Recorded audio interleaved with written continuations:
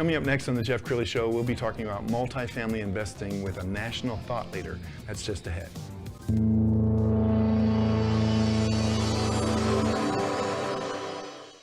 Many are predicting that the worst is yet to come, which is unfortunate, said one person here.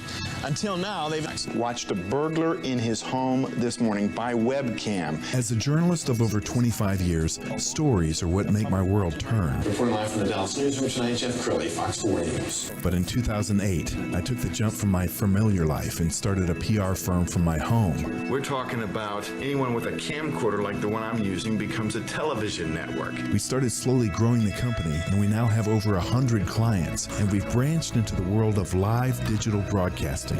I now own 8 different TV studios. Well, the media spends a lot of time talking about single-family homes. Every month we see the home sales, the pending home construction, all those numbers come out. What we don't hear a lot about is multifamily, and specifically multifamily investing. To talk about that, a national thought leader, Jorge Abreu. He is the founder and CEO of Elevate Commercial Investment Group. Thanks for coming on the show. Thank you, Jeff. I'm excited. Yeah. Okay, so I want to hear your journey because it didn't start with multifamily. It did not. It did not. Actually started with single family. That was about 15 years ago. I was, at that time, an engineer, but I knew I didn't want to be an engineer. And then I found real estate investing, and I loved it. So did a couple deals in single family, enough to where I ended up quitting my W-2. That was where the journey started. And then kind of throughout the years, worked my way up to what we do now, which is large apartments, 100 plus units. And we also do some ground up development as well. Well, he breezed over a little part of that story because he started his company in the mid-2000s, and then by 2008, 2009, we're into the Great Recession. What was that like? You know, we escaped, I feel like, because we were not holding on to a lot of properties. We really focused on fix and flips and wholesaling properties. So when that hit, which it hit really hard in South Florida, which is where I originally am from and where I started investing in, we then looked at different markets at that time. That was around 2007, 2008. And we found Dallas, and we loved it. You know, it was very stable compared to what was happening in South Florida and also on the West Coast. So we came here 2008. We kind of adjusted what we were doing in the market, and we began to hold on to more properties at that point. That's when we started doing some smaller multifamily deals. And then as the market heated back up, we ended up selling those because I actually did not enjoy managing them. So when you don't have these 100 plus units like I talked about, it becomes very hands-on to manage those properties. Like you've got to go collect the rent, you know, and that's not, I don't enjoy doing that. So I then went back into the single family and the fix and flips and what we were doing before. We were pretty successful with that, and I was able to scale it, and that's when I started my construction company as well. I brought that in-house because we had some issues with contractors and just, you know, being able to do large quantities. I felt in-house was going to be the way. So we were able to do maybe about 50 fix and flips per year, and then still a ton of wholesale deals as well, which a wholesale is where literally you're just flipping the contract in a sense. And then I started getting a little burned out because it's very transactional. You know, it's from one deal to the next. Since we're not holding on to these, we're not really building that long-term wealth.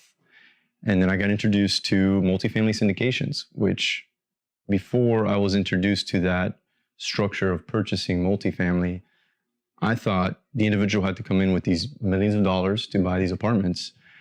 Well, you know, little did I know that you can actually get some of those funds from investors, you know, have them partner with you and then take down these apartments. So as soon as I learned that and I really started digging into it and getting educated, because it's a whole different ball game when you're single family versus multi, because you're buying essentially you're buying a business when you buy a multifamily apartment. It's, you know, you really got to know the financials. And so once I got caught up on that end, I decided to 100% focus on multifamily. I stopped looking at anything that was single family. Leads kept coming my way and I was just pushing them to the side. And that was about 4 years ago. So, I've been going hard on the multifamily for about 4 years. We've been able to, actually, we're closing a deal today. Before I walked in here, we're still going back and forth with the closing, but that's going to put us at about almost 3,300 units. That's amazing. Yeah. And This truly is the American dream that he's living in. And something that I should brag about is George loves to share the gold. I urge you to follow him on social media because he's always posting interesting things. In fact, we found a great video. Let's go ahead and roll that now. Hey everyone, so we're here at a multifamily property we just acquired on Friday here in Augusta, Georgia. So we're in the process of taking over and seeing what we've got on our hands. Obviously we've done our inspections beforehand, due diligence. Actually came a couple days before closing, inspected the units again, and now it's time to actually get to work, right, and execute on the business plan. So I've got my construction team here, got my partner Winston here, and then our third-party property management company. We definitely got our work cut out for us. So this is what I was talking about as far as pool wise. This is going to be an awesome project. Can't wait for some before and afters, but we're not sure if we're going to keep this kiddie pool. I guess is what you would call that. We may fill this one in. Just depends. But definitely going to fix this guy up. Just needs a cleaning. Just kidding. I love it. And I love the fact that you're walking around with the camera. It had a little Blair Witch feel to it. So tell me why you post the videos. I noticed, so somebody told me early on, I didn't used to like social media, even, for family and friends. I was so busy working and I felt like it was a distraction. But then I actually saw Gary Vee live at an event, and it really hit me, how he kind of said, look, don't look at it in that fashion. It's business. This is where business is going. Content is king. And it really resonated with me. And literally after that event, I started implementing it right away. And somebody else told me, one of my actually partners in multifamily, in one of the first few deals that we did, he told me, just document what you're doing. It's like, you'll be surprised how many people, you might think it's easy, but they don't know that, they don't think it's easy. They don't know it the way you do. So just document what you're doing day in and day out. And that's what I started doing, and it worked. I mean, people loved it. You said the whole Blair Witch thing. I noticed the more raw, the more they liked it. And yeah. So yeah. No, it's great. It's great. And he's also a contributor to Forbes. We're going to put up an article on the screen. So you're constantly educating people. Do you find that rewarding when somebody comes to you and says, hey, I read your article or I watched your video? That was a huge surprise to me, right? I wasn't expecting that. I was doing this for other reasons, but then I get that all the time now. And it's a great feeling, when somebody tells you, you motivate me to take it further. It's just awesome. So you also told me before we went on the air that banks really love multifamily. Now, why do they love multifamily as a great loan? Yeah, I mean, one is, look, we have downturns in the market, right? That's historically, it's going to happen. The real estate markets go up and then they come down some and then they go back up, right? Multifamily, the sector of real estate, multifamily has performed, if not the best, one of the best through every downturn. So a bank knows that, and they see it more as a business, like I said earlier. So it's not, they're not going to have to take all these properties back. I want to say during the Great Recession, 4% is what they took back on multifamily. If you compare that to single family, I don't know that number, but I know it's a lot larger. Sure, sure. Well, I know there's a lot of people watching right now who are saying, could I do this? Could I stick my toe in the water? But something that George told me before we went on the air is that in that first year, there's a large amount of depreciation, and that can really help the investor. Yeah, so I mean, a ton of our investors are, some of them are high net worth individuals, some of them, own their own business, and they're making a decent amount of money every year, but they're also paying taxes on a good amount of money every year. With a multifamily property, you can depreciate a good portion of it in year one. It's called bonus depreciation.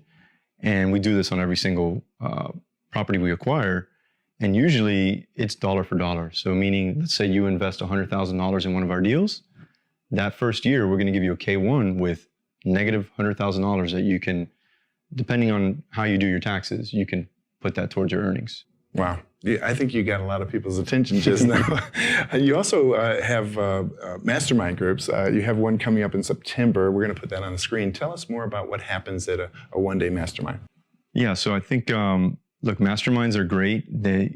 These events where you have individuals kind of speaking the entire event, and it's usually the information you get at those is very general, right? And they don't go very deep into some topics. So we noticed that when you do a mastermind and you just get a ton of people in the same industry and talking and going over certain topics, that's where you're able to really dig in deep and find those bottlenecks you might have or things that can really take you to the next level. So I know there's a lot of millennials watching who are in Bitcoin or chasing the next meme stock. Would it make sense for a millennial to investigate multifamily? It definitely would. Look, I mean, there's obviously been a lot of money made in cryptocurrency, and there's a lot of just noise in general out there. But in multifamily real estate, it's consistent. It's going to be there. It's not like Bitcoin that may drop $30,000 in a month or two. Right. So it's to me, it's a safer bet. I can't say it's a safe investment, but historically, it has done very, very well. Outstanding. Well, we only have about a minute left, so final thoughts. And if you want to look into the camera on the right, that's your audience. What would you like to say to the person who's nervous? I mean, they like what they're hearing, but they're still, gosh, I don't know anything about this. It sounds risky. What do you say to that person? I say, look, there's a ton of information out there. There's a ton of videos from different deal sponsors. Deal sponsor is basically the investor that's running the deal, and they're the ones that's going to determine how good that investment turns out. There's good deal sponsors, and there's some that aren't that good. So definitely do your homework. Ask for referrals and really dig in deep. But if you do find somebody that's credible, give it a shot. I mean, you'll be surprised on not only just the returns, but also the tax savings like I talked about. Outstanding. George, you've been a great guest. We're going to end by putting up the website. It's elevatecig.com. Jorge Abreu, thanks for coming on the show. Thank you. You bet. That's it for now. We'll see you next time.